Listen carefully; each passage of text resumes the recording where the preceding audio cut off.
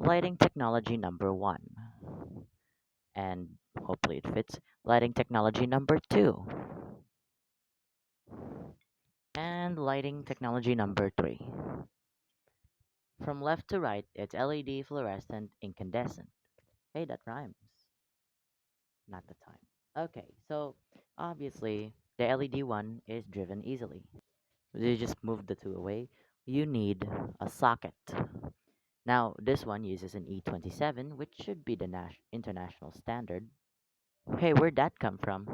Well, now that it's there, let's just assemble it. There. And thankfully, it's the plug type too. Thankfully, I have a conveniently placed plug here that we can just plug into the plug that already has a plug to turn on the plug. This thing takes 220 volts, which is the mains in our area. Once we plug it in, it'll produce light. There it is. Pretty simple, uses glowing computer chips to make light. Next technology of the list from latest to oldest is fluorescent. Due to its rather large and linear tendency, pun intended, it's long. It's a linear fluorescent bulb. Here's the specs, manufactured by Philips in 2025, October. No, what's the 10th month again? October 27. So this is when it was just starting to get banned. So it's a Philips. It's a 18 watts T8, 2 foot. So it's not the long ones and it's not the thick ones.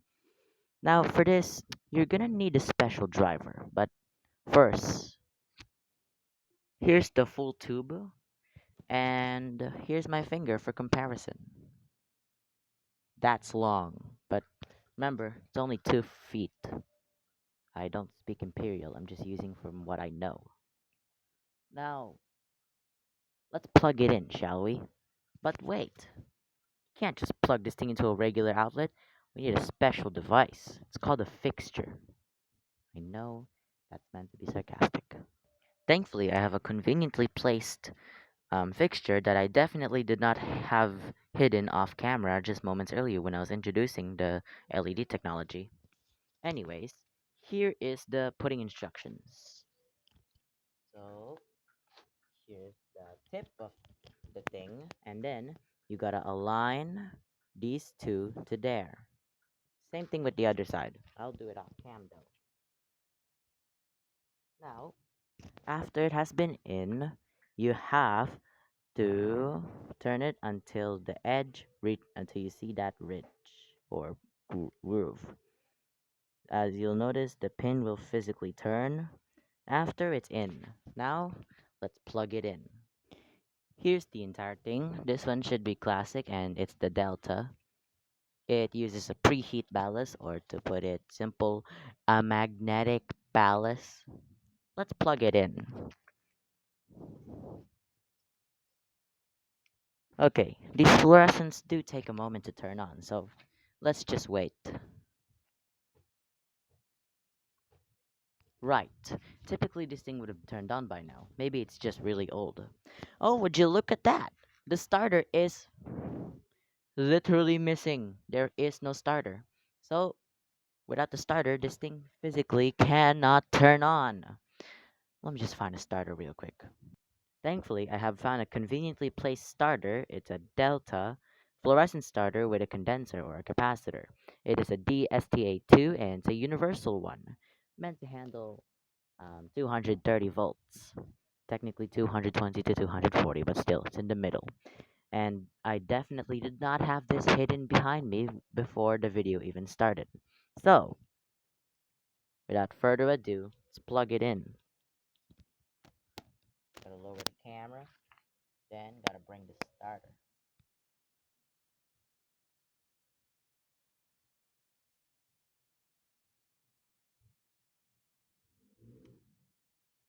Yeah, see, it's a lot harder than you think. After the starter is in, it should start to turn on. There it is, now it's on. Now, on the plus side, I should have definitely left it unplugged when I plugged it. I should have told you to, well, first disconnect power and then plug it in. should have told y'all that. So, rule of thumb, do not plug it in while it's on. See, the bulb is turned off, but here, let me just show you what it looks like when I put the plug in. There. Now that the bulb is on. In fact, the starter's job is literally complete. You can remove it. There. The starter's job is complete. This thing will continue to turn on. It will stay on up until there's a power interruption. And then when you plug it again, it cannot turn on unless you put a starter back. Well, that's the thing. There's a good reason why you want to keep the starter on. Not for safety reasons, though that too, but because it's much more convenient to do it that way. There. Turns on. And yes, you can even twist the bulb to get rid of power, but I wouldn't recommend that since you're technically forcing it. And also rotate it back to turn it on. There. Now it has that unique light. Let's move on to our last technology, shall we? Moving up last in our technology is the Amori bulb. Wait, no, the Edison bulb. Wait, no, incandescent light bulb. Or a tungsten filament incandescent light bulb. Though I like to call it an Amori bulb because reference. Just like the same one with the LED. Yeah. Now, thankfully the box did say E27, so we can use the same plug from earlier. And now we can turn it on. See? Ow. I forgot to tell you that since it uses a tungsten filament, it gets really, really, really, really hot. Not hot as in, ooh, that's warm. No, I'm talking about boiling. That tungsten reaches temperatures close to the surface of the sun. Well, technically, there's a 2000 degree deviation, but still, 3422 degrees Celsius. What's that in freedom units? I don't know. Do it yourself. Well, that's hot. Very hot. Let's just plug it in without touching the bulb. Well, look, even the mere act of putting my hand close to it is enough to warm it up because the majority of the energy spent on this bulb is wasted on heat or infrared. Let me just lower the exposure for y'all. There it is. Interesting. See, this is why I love incandescent light bulbs. Now, there's a. I have to remove this. There. Now, if I touch the bulb. Ow! Yeah. Rule of thumb, don't touch a bulb. It's hot. And not the good kind of hot, the bad kind of hot. Put it by side, they're nearly identical.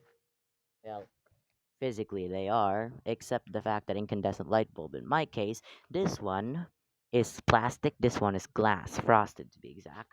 Actually, the fluorescent bulb from earlier is also technically glass, specifically soda lime glass. And no, that is not a drink, even though it sounds like a very delicious and fizzy one. If you were to crack it open and drink it, you'd get a one-way ticket to heaven because this thing contains mercury. Why else do you think the Minamata Convention banned it? Due to environmental energy concerns, this thing was also phased out, but you can still buy it in some shops, and this one's the new norm. I don't like LED.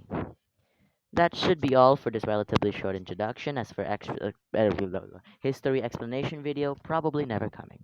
I don't know. We'll see in the future.